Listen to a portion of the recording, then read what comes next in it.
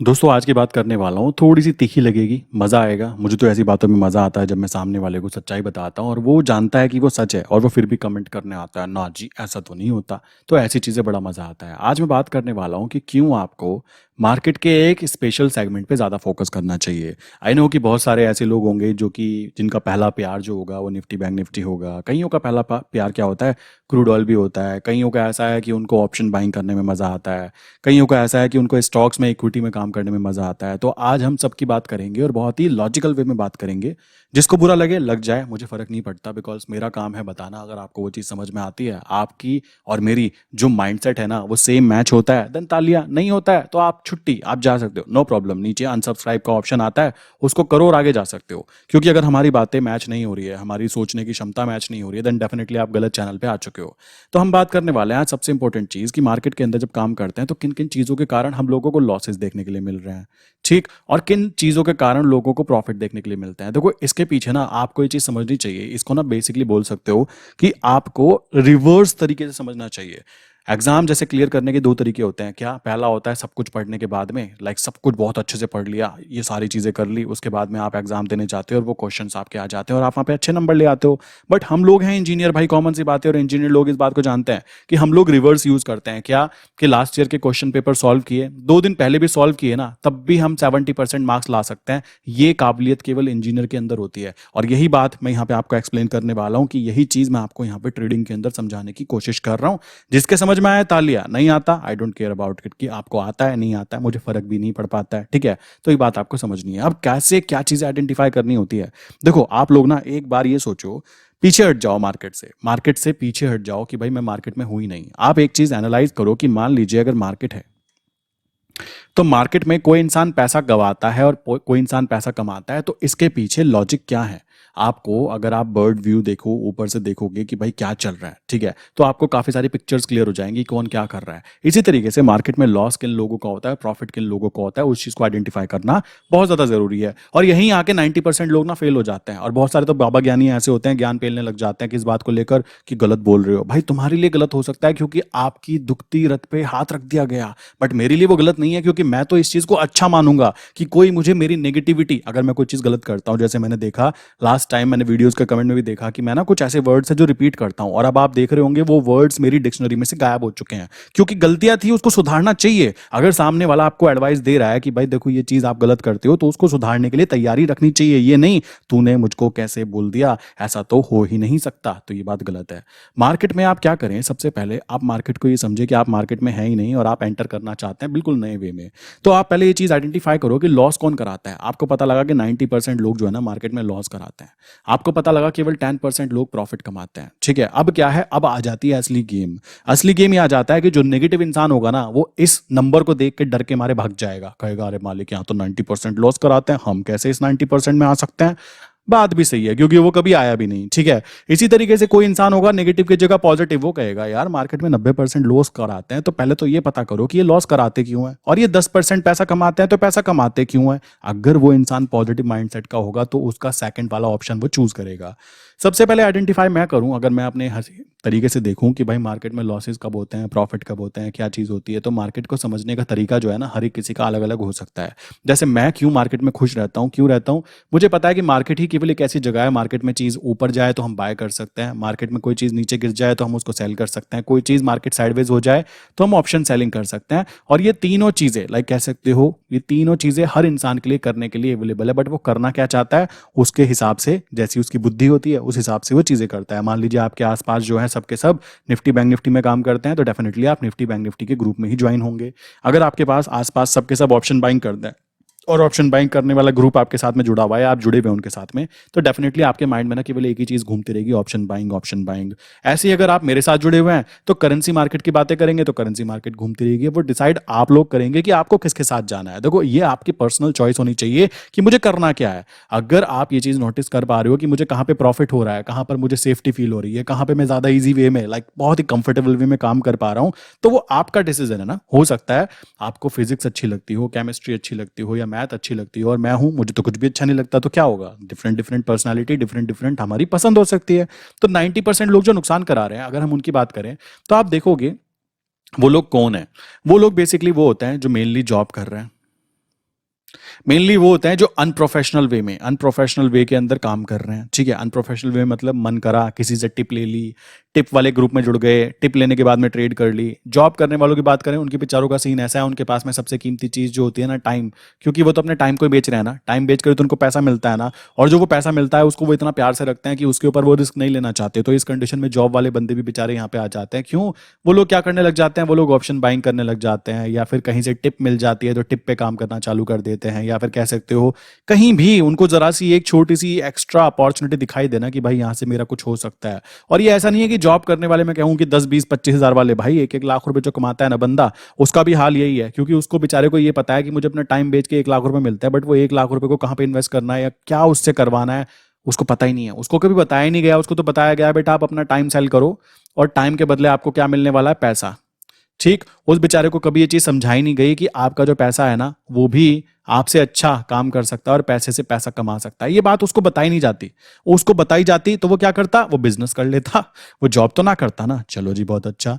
And then उसके बाद बात करें लॉस करने वाले लोगों में सबसे ज्यादा नंबर किसका आता है, जो basically Nifty, bank Nifty and stocks में आते हैं उन लोगों का। क्यों?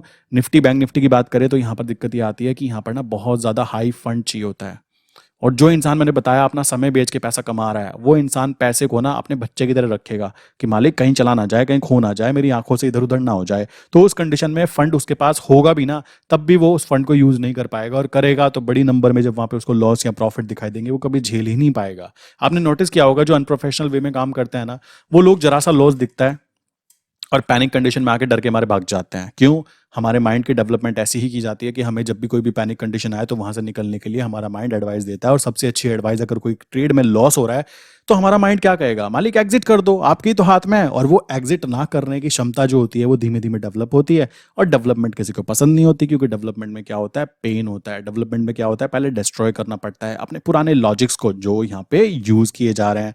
इसी तरीके से बैंक निफ्टी हो गया, इसी तरीके से निफ्टी हो गया। रही बात स्टॉक्स की, बहुत सारे लोग स्टॉक्स में काम करते हैं, मैंने बताया हुआ है कि स्टॉक्स में जो इक्विटी में काम करते हैं, मेरी वीडियो देखना, मैंने समझाया उसके बाद में, मैं तो नहीं मानता कि कोई इंसान इक्विटी में पैसा लगाने की बातें करेगा भी। इक्विटी में केवल 20% चांस होता है कि आप जीतोगे, और एक्चुअल में गवर्नमेंट के द्वारा बनाया हुआ एक पूरा का पूरा ट्रैप होता है ताकि आपके पैसे को इन्वेस्ट कराया जाए, और इन्वेस्ट करा के गवर्नमेंट उस पर टैक्स भी खाए, और जो आपका पैसा बनेगा बस आपको फील होता रहे कि आप कुछ कर रहे हो, जबकि आप सच में कुछ भी नहीं कर पाओगे, क्योंकि 20% चांस है जीतने के, और इतनी अच्छी आपकी कैलकुलेशन नहीं है, क्योंकि आप हो टाइम सेल करने वाले इंसान, नॉट पैसे से पैसा कमाने वाले इंसान। तो ये बात आपको समझनी होती है। यही लोग मैक्सिमम नुकसान करा रहे हैं। और मैं नोटिस करता हूं कि ऑप्शन बाइंग की बात करें तो ऑप्शन बाइंग वाले ज्यादा यहाँ पे काउंट होके आते हैं, क्योंकि लालच, यहाँ पे काफी सारी चीजें ऐसी हैं, यहाँ पे दो ही चीजों से होता है, या तो डर या फिर लालच। अब दोनों की दोनों चीजें अगर किसी के पास हैं, उसकी हवा भी गोल हो जाती है, थोड़ा सा उसको लॉस होता है, उसको डर भी आ जाता है, प्लस उसको जरा सा लालच दिखाई दे कि यहाँ पे ज्यादा पैसा आ सकता है, तो वो ज्यादा पैसे के चक्कर में अपनी पूरी जमा पूंजी लगा देता है। तो उस कंडीशन में लॉस होने के मेन कारण इन लोगों के ये होते हैं कि अनप्रोफेशनल वे में काम करना, प्रॉपर नॉलेज ना होना, प्रॉपर ये ना आइडेंटिफाई करना कि भाई ये वाला मैथमेटिकल कैलकुलेशन कि लॉस होने का कारण क्या होता है, ये कारण होते हैं तो मैं ये चीजें नहीं करूंगा। प्रॉफिट होने के कारण क्या होते हैं, जो प्रॉफिट होते हैं क्यों होते हैं, क्या रीजन है, किस तरीके से होते हैं, कैलकुलेशन क्लियर हो गई ना। मार्केट को लोग समझते हैं कि सट्टाबाजी होती है, जुआ खेला जाता है। मैं कहता हूं जुआ हर वो चीज होती है जो तुमको करनी नहीं आती है। घर से बाहर इंसान निकलता है मेरे भाई, वो ज्यादा रिस्क ले रहा है, ये बात ध्यान रखना। हम लोग तो लैपटॉप की स्क्रीन पे बैठकर केवल और केवल किसका रिस्क ले रहे हैं, पैसे का रिस्क ले रहे हैं। इस बात को समझो। आप लोग क्या है, घर से बाहर निकल रहे हो, क्या कितना बड़ा रिस्क ले रहे हो, आप समझ रहे हो, आपको पता नहीं है, क्योंकि वो रिस्क बार बार सामने नहीं आता, और जब आता है तो प्रॉब्लम क्रिएट कर जाता है। तो ये बात आपको समझनी है। मार्केट के अंदर अगर आप सोच रहे हो कि मैं पैसा कमाना चाहता हूं, तो ये बात ध्यान रखना, ये वाली कैलकुलेशन समझो कि लॉस होने का कारण क्या होता है, क्यों लोगों को लॉस हो रहा है, क्यों अनप्रोफेशनल वे में लोग काम करते हैं। अब बात आती है प्रॉफिट होने का कारण क्या होता है। देखो, प्रॉफिट होने का कारण ना बहुत ही कम लोगों को पता होता है, ये बात ध्यान रखना। प्रॉफिट्स के लिए आपको करना क्या है, प्रॉफिट्स के लिए सबसे पहले तो माइंडसेट अपना क्लियर करना है। माइंडसेट में क्या रखना है कि माइंडसेट ये होना चाहिए कि भाई मैं जो काम कर रहा हूं ना, ये वो काम है जो हर बिजनेस में इन्वॉल्वमेंट रखता है। आपको क्या पता है, शेयर मार्केट में इतने सारे शेयर्स होते हैं, और वो जो शेयर्स होते हैं ना, वो कंपनीज जो होती हैं उनके अंदर हो सकता है आपकी जान पहचान वाले और आपके पूरे देश के लोग जो है ना काम कर रहे हैं। रिलायंस हो गई, एचडीएफसी हो गई, एसबीआई हो गई, इतनी सारी कंपनीज हैं जो दुनिया भर की आप कह सकते हो इंडिया में काम कर रही हैं। आपको ये माइंडसेट रखना है कि वो लोग जो काम कर रहे हैं ना, अगर आप काम करवाना चाहते हो उनसे तो आपको तैयारी रखनी होगी किस चीज़ की, कि मैं उस पर्टिकुलर स्टॉक के अंदर इन्वेस्टमेंट करना चाहता हूँ। कॉमन सी बात है। तो वो जो काम कर रहे हैं उस कंपनी के एम्प्लॉय, ना जानते हुए भी वो अब आपके लिए काम करना चालू करेंगे। ये एक इतना प्यारा बिजनेस है। लोग आपको क्या कहते हैं, एक के नीचे दो जोड़ो, दो के नीचे दो जोड़ो, दो के नीचे फिर दो जुड़ेगा। मतलब समझ रहे हो, ये वो धंधा नहीं है। यहाँ पर जोड़ने वोड़ने की तो बातें नहीं आती। यहाँ पर तो आपके जितने भी लोग होंगे, जितने लोग शेयर मार्केट में आते रहेंगे, मार्केट के लिए वो अच्छी बात होगी, क्योंकि मार्केट की वैल्यू अप टू अप जाती रहेगी और उन स्टॉक्स के अंदर जब पैसा लगेगा तो उनके पास पैसा होगा, वो डेवलपमेंट करेंगे, देश के अंदर इकोनॉमी ग्रो करेगी, लोगों को नौकरी मिलेगी, और उन्हीं कुछ लोगों में से जिनका माइंडसेट अच्छा है वो लोग उस पर्टिकुलर कंपनी के स्टॉक्स में इन्वेस्टमेंट करके अपने पैसे से पैसा कमाने की बातें करेंगे। पैसे से पैसा कमाना। और ये चीज़ कमाल की बात है, हमारे कॉलेज में सिखाई नहीं जाती। मैं देखता हूँ कि डिग्री होती है जिसके अंदर कि बिजनेस करना सिखाया जाता है। लोग बिजनेस करने की वाली डिग्री लेने के बाद भी वो नौकर बनना पसंद करते हैं। रीज़न कहते हैं कि पैसा नहीं है। ध्यान रखो, बिजनेस करने के लिए पैसा तो सेकेंडरी चीज़ आती है। पहली चीज़ है आपके साथ में माइंडसेट तो क्लियर होना कि मुझे करना क्या है। इतना कॉन्फिडेंस नहीं आ पाता, लोग एमबीए भी कर जाते हैं, उसके बाद भी वो लोग एक नौकर बनने की ज़्यादा सलाह करते हैं कि मुझे नौकरी दे दो, कोई बस नौकरी करवा दो मुझसे किसी तरीके से, क्योंकि मुझे अपनी फीस देनी है, मुझे अपनी ईएमआई चुकानी है, वगैरह वगैरह। देन बात आ जाती है प्रॉफिट होने का मेन कारण क्या है। अगर आप देखो 10% लोग पैसा कमा रहे हैं, तो वो 10% लोगों की संख्या है क्या, है कौन वो लोग। बेसिकली एक तो ये हो सकता है कि वो फुल टाइम काम कर रहे हैं, वो फुल टाइम वर्क कर रहे हैं। दूसरी चीज़ हो सकती है वो एफआईआईज हैं या डीआईआईज हैं, ठीक है। तीसरी चीज़ हो सकती है, लाइक कह सकते हो बैंक के थ्रू ऑपरेट होने वाले, कह सकते हो म्यूचुअल फंड्स हैं। ठीक, आपको पता होना चाहिए जो म्यूचुअल फंड में लोग काम करते हैं, जॉब करते हैं, उन लोगों को ये सारी चीज़ें बहुत अच्छे से पता होती है कि कौन 10% लोग पैसा कमा रहा है और क्यों कमा रहा है। अगर वो 90% नहीं होंगे तो ये 10% जो पैसा कमा रहे हैं ना, कमा ही नहीं पाएंगे। कोई तो लॉस करने के लिए चाहिए ही होगा ना मार्केट के अंदर। तो ये बात आपको ध्यान रखनी है कि ये पैसा बन कैसे रहा है। और यहाँ पर एक बात ध्यान रखना, इनके अंदर एक सबसे अच्छी बात पता होती है, ये जो बैंकिंग वाले होते हैं, जो पढ़े लिखे लोग कह सकते हो, बड़े बड़े इंस्टीट्यूट से पढ़कर निफ्टी शेयर मार्केट के अंदर काम करते हैं, लोगों का पैसा इन्वेस्ट करते हैं, वगैरह वगैरह। इनमें सबसे अच्छी बात होती है, ये लोग ना एक सबसे खतरनाक चीज़ जिसको ऑप्शन बाइंग कहते हैं, उस जगह पे काम नहीं करते हैं। और करते भी हैं तो पता है किस काम के लिए करते हैं, हेज करने के लिए। किस लिए करते हैं, हेजिंग करने के लिए। और आम जनता क्या करती है, इसको करती है क्या, इसको करती है बाय। किस लिए करती है, कि एक का 10 बनाने के लिए। अब जब तक कि ये साइकोलॉजी आपकी डेवलप रहेगी ना, तब तक आप फंसोगे फंसोगे मार्केट में। अगर सबसे इजी सेगमेंट की मैं बात कर रहा हूँ, तो इजी सेगमेंट सबसे पहले आपको क्या लगता है कि स्टॉक्स इजी होते हैं, नहीं होते। यहाँ पे केवल 20% चांस है कि आपको प्रॉफिटेबल होने के, एंड 80% चांस हो जाते हैं कि भाई मार्केट या तो नीचे गिर जाएगी या साइडवेज हो जाएगी। इसी तरीके से स्टॉक्स की बात करने के बाद में स्टॉक्स के फ्यूचर की बात करूं, तो वहां पर आपको थोड़े से, ठीक है, आपको थोड़े से यहाँ पे पॉजिटिव देखने के लिए मिल सकती है कि आपको बाय करोगे तो आपको 20% चांस है, सेल भी कर सकते हो 20% चांस है। मार्केट साइडवेज हो जाती है 60%, तो यहाँ पे आपको पैसा नहीं बनेगा। थर्ड चीज़ आ जाती है इन्हीं के फ्यूचर के बाद में ऑप्शंस की बात आ जाती है। ऑप्शंस के अंदर टोटल अगर आप ऑप्शन बाइंग कर रहे हो, देन डेफिनेटली आपके जीतने के चांसेस केवल कितने कितने हैं, 33%।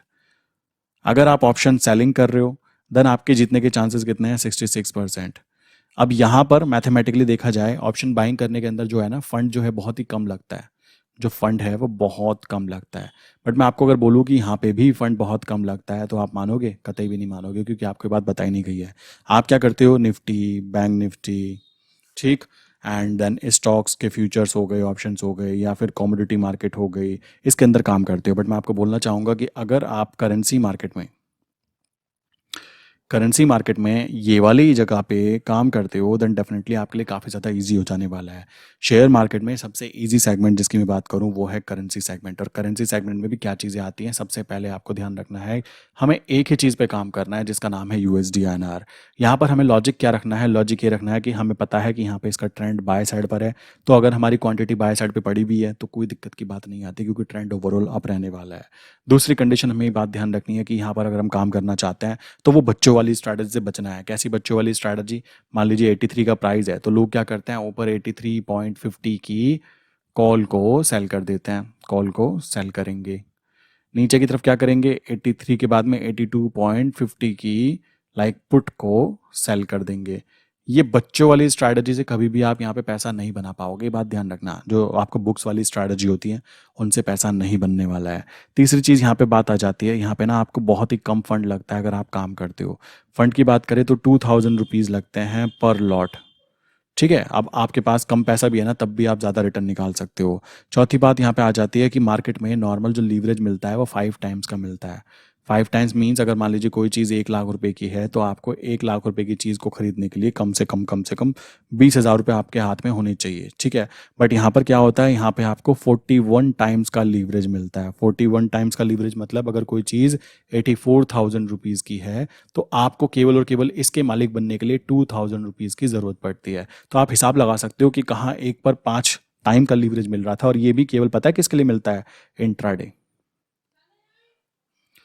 ये इंट्राडे के लिए मिलता है। और यहाँ पे हम बात करें, बट अगर मैं यहाँ पे बात करूँ तो इंट्राडे के साथ साथ आपको डिलीवरी में ये चीज़ मिलती है कि आज आप इसके मालिक बनना चाहते हो तो आप 1 महीने, 2 महीने, 3 महीने या 6 महीने आगे की कॉन्ट्रैक्ट नोट में काम करोगे तो आपको इतने ही पैसे में उसके आप मालिक बन जाते हो। तो यही सबसे ज़्यादा ज़रूरी है। लोग कहते हैं कि लीवरेज गंदी चीज़ होती है, बट आपको पता होना चाहिए पहले के टाइम पे, अभी अभी 4 5 6 साल पहले की बात करें तो निफ्टी बैंक निफ्टी भी लाइक ऑप्शन सेलिंग 3 3 4 4 हज़ार में हुआ करती थी। ये बात आपको पता होनी चाहिए। जो बड़े बड़े प्लेयर हमारे यहाँ पे बैठे हैं ना कि भाई देखो बहुत पैसा कमा लिया है, उनके टाइम पर 100 टाइम का लीवरेज मिला करता था। ये बात ध्यान रखो, लीवरेज गंदी चीज़ नहीं होती है। हमारे माइंड में ना आम जनता के दिमाग में ये चीज़ डाल दी जाती है। आप नोटिस करो, बड़े बड़े बिजनेसमैन होते हैं यार, वो बिजनेस जो करते हैं पूरा का पूरा लीवरेज के ऊपर करते हैं। लीवरेज मतलब लोन के ऊपर लेकर काम करते हैं। यहाँ पर शेयर मार्केट की बात करें, यहाँ पे हम लोन थोड़ा ना ले रहे हैं, यहाँ पे तो हम अपना पैसा एक चुका रहे हैं। हमें लीवरेज जो है वो कहाँ से मिल रहा है, हमारे ब्रोकर के थ्रू मिल रहा है। तो कॉमन सी बात आ जाती है, आपको ये बात ध्यान रखनी है कि आपका काम करने का तरीका जो है ना वो लीवरेजिंग की पावर पे बहुत ज़्यादा डिपेंड करता है। अगर कोई इंसान सोच रहा है कि मैं 2,000 रुपये से एक लॉट में काम करते करते करोड़पति बन जाऊंगा, भाई तुम कभी नहीं बनने वाले हो। बात ध्यान रखना, धीमे धीमे लीवरेजिंग की पावर यूज़ करनी होती है और लीवरेजिंग की पावर अच्छी होती है। आम जनता को डरा के रखा जाता है, लोन नहीं होना चाहिए। क्या आपको पता है कि जितने भी बड़े बड़े बिजनेसमैन होते हैं वो बिजनेस डालते ही इस बेसिस पे है कि लोन मिलेगा तभी काम करेंगे, वरना नहीं करेंगे, क्योंकि वो जानते हैं कि लीवरेजिंग की पावर कितनी ज़्यादा होती है। अब आम जनता की हवा गोल करके रखी जाती है, लोन नहीं लेना चाहिए, लोन गंदी चीज़ होती है, लोन वैसा होता है, लोन ऐसा होता है। भाई कुछ नहीं होता है।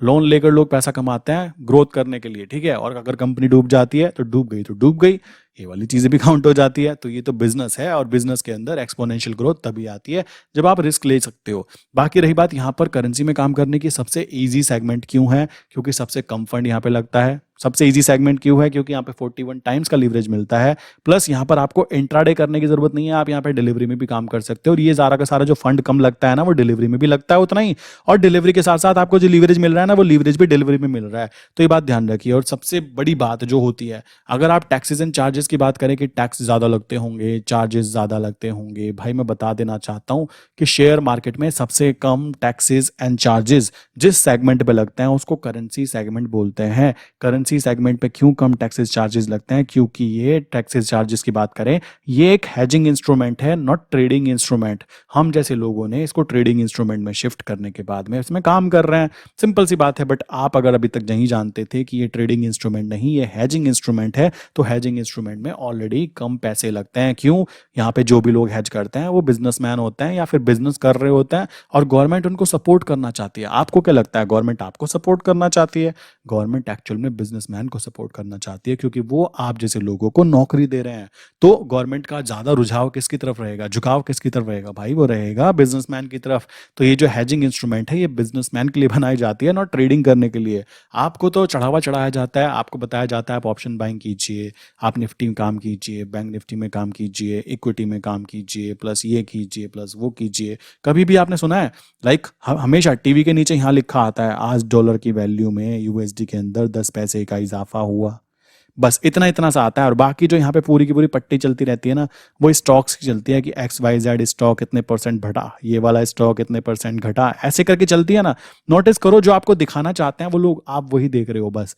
असली गेम तो यहाँ खेला जाता है, असली गेम यहाँ पे हो जाता है। और ये चीज़ वो कभी नहीं बताएंगे कि ये कभी बंद नहीं होगी, वो कभी नहीं बताएंगे कि USD INR जो है ना ये कभी भी बंद नहीं होने वाला है। और जब बंद होगा देखो तब की बात अलग है, ठीक है, तब तो सबके लिए बंद होगा, बट जब तक चल रहा है आप इससे बेनिफिट उठा सकते हो। ये बात कोई भी आपको नहीं बताने वाला है। क्यों नहीं बताएगा?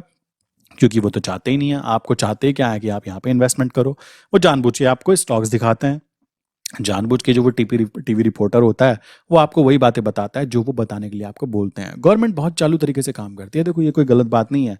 अब आम जनता जो है, आम जनता उस चीज़ से सोच नहीं पाती, कॉमन सी बात है। लोगों को, ऐसे लोग होते हैं जो यूएसडीएनआर के अंदर काम करते हैं और हज़ार-हज़ार क्वांटिटी में भी काम करते हैं, और फिर भी लाइक उनको कम लगता है कि भाई ये तो कम है। बट वो लोग ये भूल जाते हैं कि भाई काम करने की जो क्षमता है ना, वो आपके ऊपर डिपेंड करती है कि आपका फंड कितना है, आप कितनी मनी मैनेजमेंट फॉलो कर सकते हो, आपकी साइकोलॉजी कैसी है। अगर फिर भी कोई इंसान मल्टीटास्किंग लाइक मल्टी चीज़ें करना चाहता है, मैं ये भी कर लूँगा, मैं वो भी कर लूँगा, भाई उसकी दुकान यहाँ पे नहीं चलने वाली है, बात ध्यान रखना। मैं काफ़ी टाइम देखता हूँ नीचे कमेंट आता है, ये तो पहले बताया था, रिपीटिव कंटेंट। भाई एक बात बताओ, स्ट्रैटेजी तो सेम ही रहने वाली है ना, मैं चेंज थोड़ा ना हो जाऊँगा। मैं उसी तरीके से बातें करूँगा जो मैं एक्चुअल में हूँ। अब डेली-डेली अगर मैं चेंजेस कर रहा हूँ, देन डेफिनिटली कुछ ना कुछ गड़बड़ है। बट एक ही चीज़ को मैं चाहता हूँ, एक चीज़ को हज़ार बार किया जाए। ये नहीं कि आज ये, कल वो, परसों वो। इससे क्या है, हम लोग शून्य हो जाते हैं भाई। जिसके दिमाग में बातें आ रही होगी ना, वही इस चीज़ को एग्री करेगा, और जिसको नहीं आएगी ना, उसको आएगी ही नहीं, क्योंकि उसके सामने आज तक के वैसे लोग आए नहीं है। कॉमन सी बात आती है। मैं तो खुद कह रहा हूँ कि एक चीज़ को भाई आप हज़ार बार करोगे ना, आप उसमें अच्छे बन जाओगे। और वो एक चीज़ ये काउंट आप कर सकते हो, बहुत ईज़ी वे में काउंट कर सकते हो। अब आपको आज एसबीआई में काम करना है, कल एचडीएफसी में काम करना है, परसों टाइटन में काम करना है। अगर ये चलते रहना है तो करते रहो, ज़िंदगी बीत जाएगी। आप एसबीआई की पूरी कभी भी उसके अंदर पीएचडी नहीं कर पाओगे कि भाई मैंने पता नहीं सब कुछ ही पता कर लिया एचडीएफसी के बारे में या एसबीआई के बारे में। एक चीज़ के अंदर काम करो, 6 महीने के अंदर अंदर आप इसमें खुद ब खुद एक्सपर्ट बनना चालू हो जाओगे। आपका पैनिक कंडीशन दूर हो जाएगा, मनी मैनेजमेंट आ जाएगा, साइकोलॉजी डेवलप हो जाएगी। देन डेफिनेटली आपकी जेब में पैसा भी आएगा।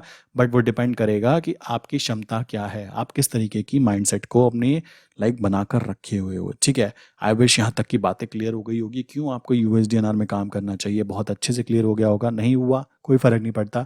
अगर नहीं हुआ, अभी भी आपको शक है कि जिस इस वीडियो में अगर एक भी बात मैंने ऐसी बोली है जिसमें आपको लग रहा है शक है, या तो कमेंट करके पूछ सकते हो। और अगर फिर भी शक लग रहा है, नहीं आ रहा भाई, नीचे अनसब्सक्राइब का बटन है, बटन दबा सकते हो, कोई दिक्कत की बात नहीं है। क्यों? क्योंकि वही लोग कंटिन्यू करें जो सच में इन लॉजिक्स को क्लियर कर पा रहे हैं। नंबर ये है 9837482890। सेकंड नंबर एक और है 8077521043। बाकी नंबर मैंने पिन कमेंट में और डिस्क्रिप्शन में भी दिए हुए हैं। ठीक है, तो यहाँ पे आप जाके इस वाले नंबर पे मैसेज कर सकते हो अगर आपके माइंड में कोई क्वेश्चन है। अगर आप करेंसी मार्केट के बारे में लाइक इन्फॉर्मेशन और भी चाहते हो, तो आप इस वेबसाइट पे जाइए, explosivtrades.in।